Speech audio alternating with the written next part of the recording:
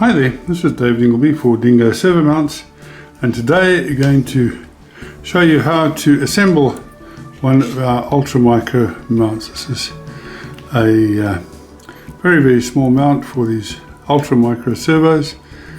This particular one is an HK5330, but the one I'm going to be assembling today is exactly the same, but it's for the HK282A, which is an analog servo. This one is a digital servo. They are slightly different. The actual size of the motor is just slightly bigger on the analog one, so we've had to create a different unit for that. But they go together exactly the same way. Now, a couple of things. I have here underneath a tray because some of these screws are really tiny. We don't want to lose them. And I have my trusty bending block. So first things first, let's get everything out of, just move the camera over here, getting everything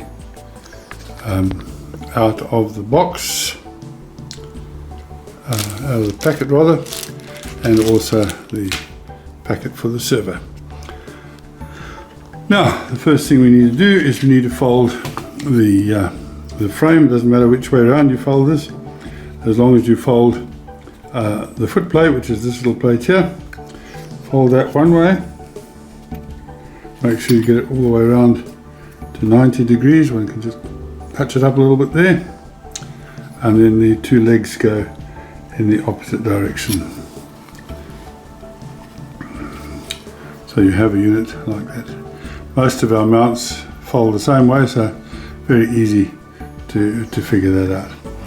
Also, if you're going to use the support for the signal, which is, in other words, if you're using it that way around to operate a signal, then you need to fold this little unit as well. And that again is a very simple 90-degree fold, and that is job done. Right, we can get rid of the bending block. Now we need to get our little motor out, and here she is. Okay, so the way we set this up is we put the motor in with the spindle on the right hand side, like that. And we have two very tiny screws. They are really very tiny, and they need, these particular screws need a Phillips screwdriver, which I'm hoping to have my box here. You need a very tiny Phillips screwdriver, and the simplest way to get them, you can get them pick up, to get them on the end of the screwdriver like so, and then from the back just to drop them into that hole and very carefully screw it in. Don't tighten it just yet until we get the other screw. Like I said, a tray is very useful because if you do drop something, it's not going to go on the floor and get lost in the carpet, and these little screws are really hard to find. So second screw in there, tighten it up, job done. Right, so that gives us the motor in the mount. The next thing we need to do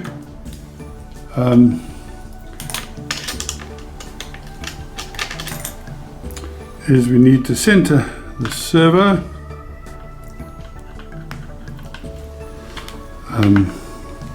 You will need one of these little adapters onto the servo cable in order for the servo tester to work. And then on these little servo testers, if you push that button there to get the light in the middle, you now have a servo which is centered. You can then disconnect that. You will need one of these little bars here, this little bar. Now on, just increase it, zoom a bit here. On the instruction sheet, I do say you can tap an extra hole or drill an extra hole in here to bring that closer to the spindle, but having done some little tests on it, you could just use the first hole in the unit there. So once you have that, you need to fit that on in that direction while the servo is centered. And in the little packet, there's a little screw there, which I can get a hold of it. Little screws are difficult to control sometimes.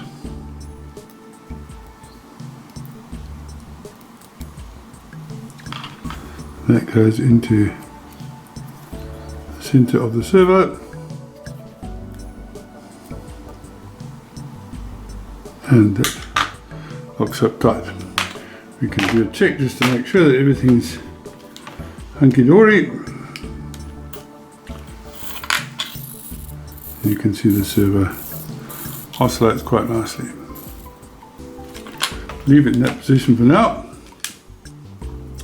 The next part we need is this part here, and we need to have it in that orientation, and it's easier to slide the longer piece in first and then to come back into the other side. Now on this particular mount, that is quite tight, but it's quite acceptable. If you find that it's too much, you could always pack the motor out just slightly with a couple of little pieces of paper underneath there or something like that, but essentially that will be quite okay. Now we need to get a drive screw in there. There should be a drive screw in the pack. If there isn't, then you can use one of the fixing screws that come with the motor, and that goes into that first hole in the bar there. And again, a little bit of power on. That should now slide perfectly from side to side. Okay, one thing we can do now is to make sure that these arms are at 90 degrees, so there's nothing jamming the movement of the thing. This part here you can cut off if you don't want it. It's not doing anything, so you can chop that off to give you a lower mount. In order to mount the drive pin, you need this little goodie here, and there is an M2x4 rather, which is a posi drive screw. So for this one you need a posi drive screwdriver, and that goes through there. Now you can see there's a little lip on the side. Whoa, there we go. Little lip on the side there. That little lip goes, fiddly things, it's difficult when you've got a camera going. That little lip goes into the slot.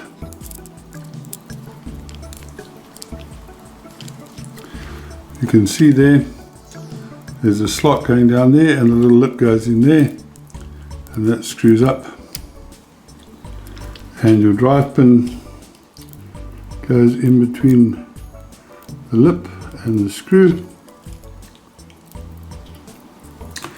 Needs to go in a little bit more between the lip and the screw,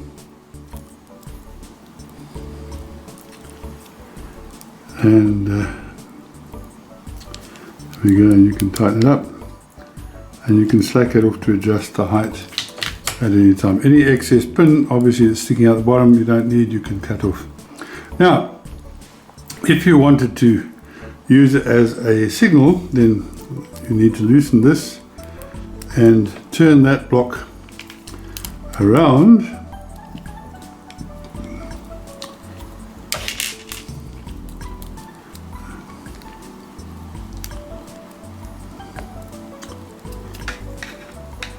so that that lip is on the top edge of the mount.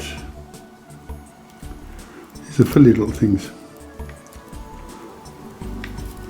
particularly if you've got a camera running and trying to do things. So then obviously that would trap your pin that way on the lip, but that pin would obviously be a control wire to your signal. Now you need the other piece, which I put somewhere here. This piece and this piece, you can then, there's lots of slots and different holes, so you can put it anywhere you like, and use two of the M2 by 3mm screws, good old favourite that we have. And I'm just going to pop it in there.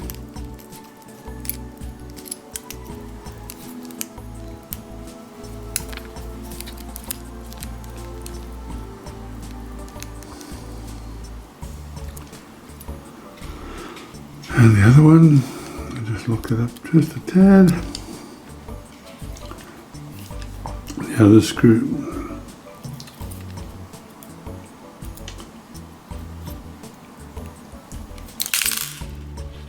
Good old tray, caught that.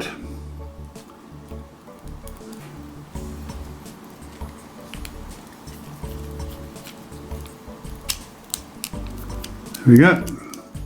Now that you can adjust up and down to get the right height under the baseboard. Make sure that when the unit operates that top bar there doesn't crash into your baseboard. And now you have a very useful little signal mount which you can use. And that is the Ultra Micro mount. Thank you for watching.